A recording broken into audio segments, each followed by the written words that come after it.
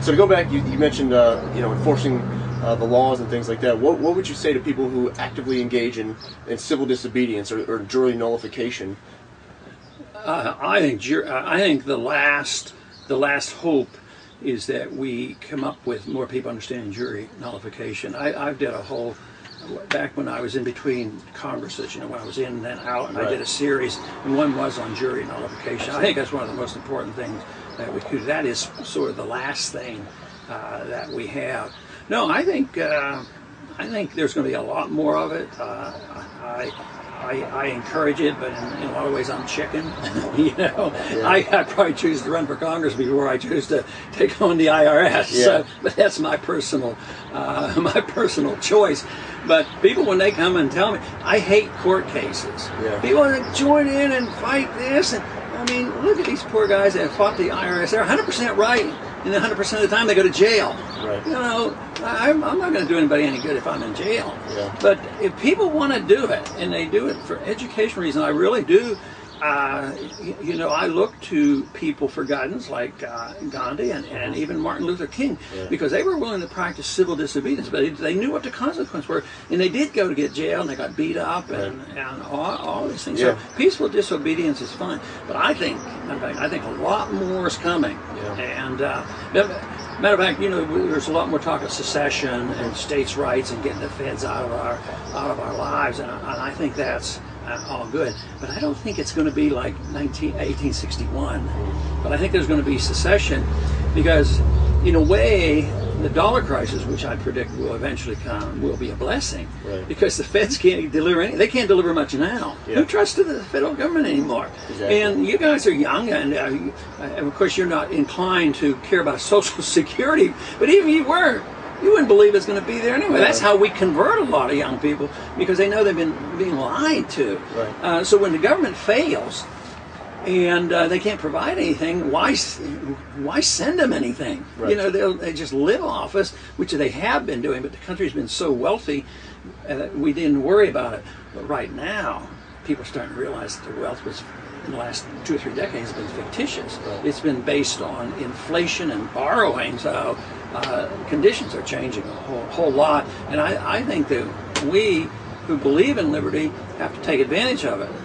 Someday you have to make the decision of where you come down on violence or not, but I don't think it's going to be necessary. I see the revolution being philosophic, and ideas are by far the most important thing. Definitely. Because they're arguing about these Republicans, what the Republicans stand for, and what the Democrats are going to stand for. Well, philosophically, they're the same party. Yeah. And Nixon had the classic statement, we're all Keynesians now. Yeah. And that was when we got rid of Bretton Woods and had this new monetary system.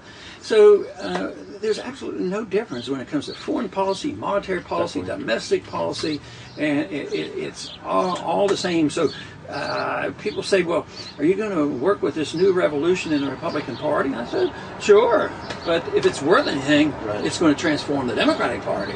And currently, of course, the laws are so biased against any competing parties that it has to be a philosophic revolution. That's the only thing that really counts. Right.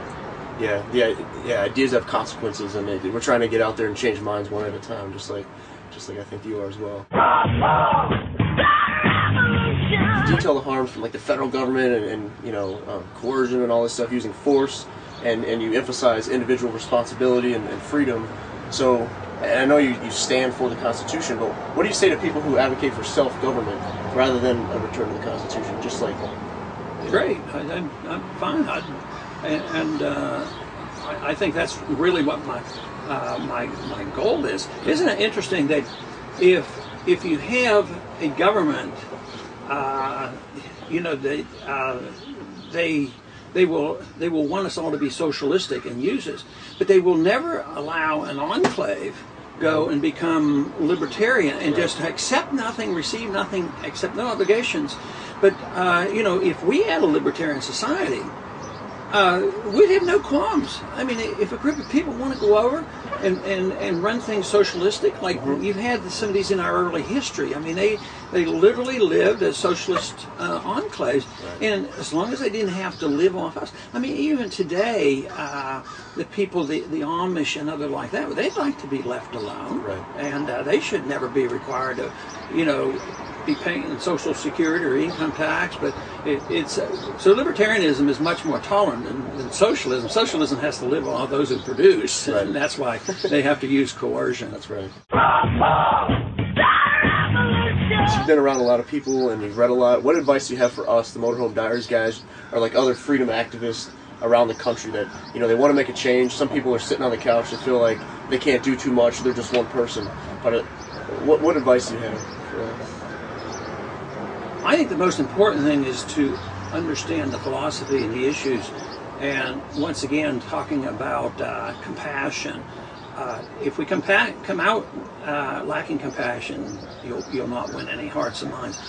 But I claim and believe sincerely that if you truly care about your fellow man, not only about yourself and your family, about everybody else, you will fight for freedom. Because history shows that the freer the society, the wealthier the society, and the better it's distributed. But most people now claim that freedom is crony capitalism right now. Capitalism is being blamed for this crisis. So understanding economics and being able to take that and explain it in a few sentences. Most people just laughed at the idea that during the presidential race I talked about the Federal Reserve and monetary policy. And I kept saying, what doesn't seem that complicated? You could talk to a 10-year-old and say, what do you think would happen if you got to print paper money and got to spend it? Well, nobody would want it. They know that. So it isn't that complicated. But I think we have to learn how to do that to appeal to people. And I think we have a tremendous opportunity, mainly because this system of big government has failed. It's failed overseas. It's failed monetarily and financially. The welfare state doesn't help. Who's losing their houses right now? The people who were given houses through affirmative action and easy credit, they're the first ones to lose it. They're the first one to lose their jobs. So, but we have to really understand, though, and be able to defend it. Then what you do is everybody's business. I'm very laissez-faire on that, because you guys are doing one thing and I do something else, and you may detest elected politics. I don't. I think that, and I have a lot of friends that detest it, and they'll only do education. And the others will only do court fights, which is the kind of thing that makes me nervous. But it probably is worthwhile. But it has to be done however the individual is comfortable with. And the only one thing I haven't ever considered was just packing my bags and leaving. Even though there were times when I thought that I could understand why somebody would. But my fight is here. There's a possibility that people like Peter Schiff or your son Rand or Adam Kokesh are going to run, and maybe you'll have some support. Yeah, that would be nice if that comes along.